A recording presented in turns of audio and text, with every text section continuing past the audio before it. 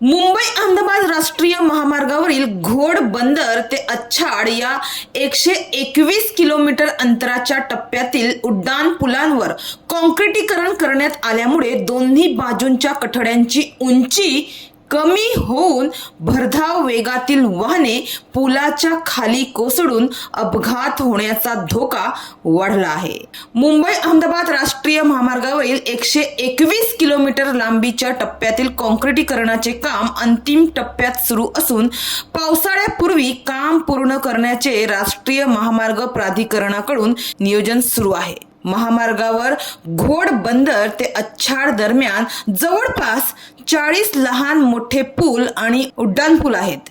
यामध्ये तानसा, वैतरणा, वांद्री, सूर्या यासारख्या मोठ्या नद्या व इतर लहान नद्यांवर बांधण्यात आलेले पूल वगळता इतर सर्व पुलांवर काँक्रिटीकरण करण्यात आले असून यामुळे पुलांवरील रस्त्याच्या पृष्ठभागाची उंची 200 मिलीमीटरने वाढली आहे. तर एकीकडे काँक्रिटीकरणामुळे रस्त्याच्या पृष्ठभागाची उंची वाढल्याने पुलांवरील दोन्ही बाजूच्या कठड्यांची 800 मिलीमीटर असलेली उंची कमी होऊन ती 600 मिलीमीटर झाली आहे. पुलावरील दोन्ही बाजूंच्या कठड्यांची उंची कमी झाल्यामुळे वाहनांच्या अपघाताचा धोका मात्र वाढला आहे.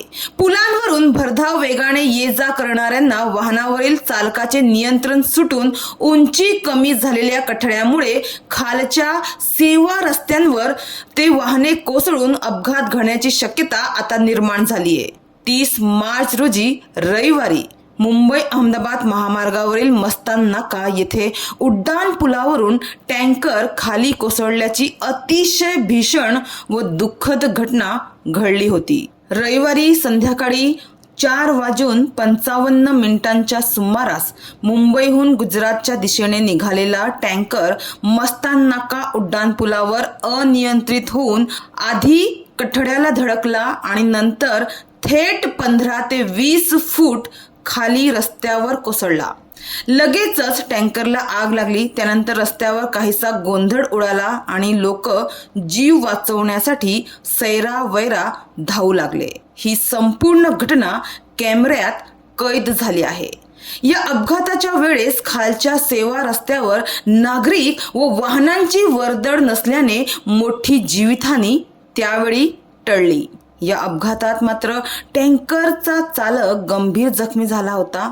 मात्र उपचारादरम्यान त्याचा दुर्दैवी मृत्यू झाला. आशिष कुमार यादव वय वर्ष 28 असे मृत चालकाचे नाव आहे. मुंबईकडून गुजरातच्या दिशेने भरधाव वेगाने जाणाऱ्या या टँकरमध्ये कमी प्रमाणात ज्वलनशील पदार्थ असल्याने गळती होऊन ते रस्त्यावर पसरले.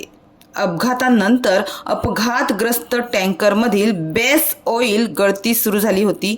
टँकरमधून 30,000 लिटर क्षमतेच्या तेलाची गळती झाल्याचं सांगण्यात येत आहे. यामुळे मस्तान नाका भागातील दुकानदार, रिक्षा चालक आणि ग्रामस्थांमध्ये भीतीचं वातावरण निर्माण झाले होते. मस्तान नाका परिसर हा ऑइलमय झाला होता. मात्र सुदैवानं टँकरमधील कच्चे तेल हे ज्वलनशील नसल्याने पोलिसांनी सुटकेचा श्वास घेतला. टँकरमध्ये बेस ऑइल होते, ज्यामुळे आगीची मोठी घटना टळली, नाहीतर मोठा अनर्थ झाला असता.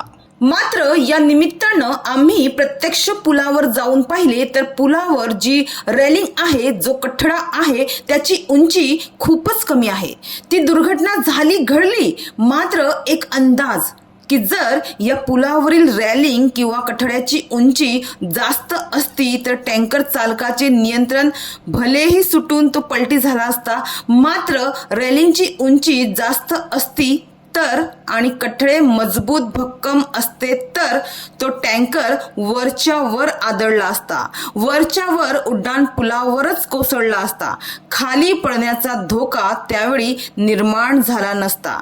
मात्र अशा पुलांवरील कमी उंचीच्या कठड्यांचा प्रश्न रस्ते सुरक्षिततेच्या दृष्टीने ऐरणीवर आला असून संभाव्य अपघात टाळण्यासाठी सर्व उड्डाण पुलावरील कठडे व त्यावरील लोखंडी रेलिंगची उंची वाढवण्याची मागणी आता होत आहे.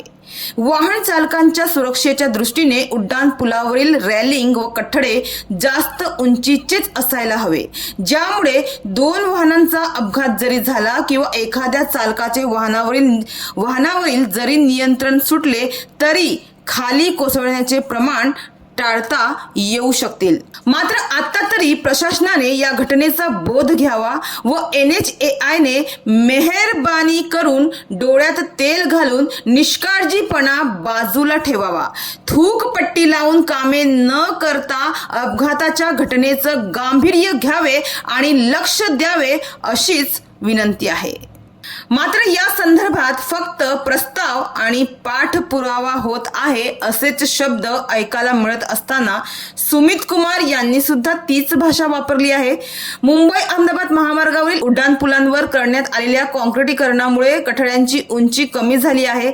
कठडे आणि लोखंडी रॅलिंगची उंची वाढवण्यासाठी वरिष्ठ कार्यालयाकडे प्रस्ताव पाठवण्यात आला आहे असे राष्ट्रीय महामार्ग प्राधिकरण ठाणे विभागाचे प्रकल्प व्यवस्थापक सुमित कुमार यांनी माध्यमातून सांगितलं आहे.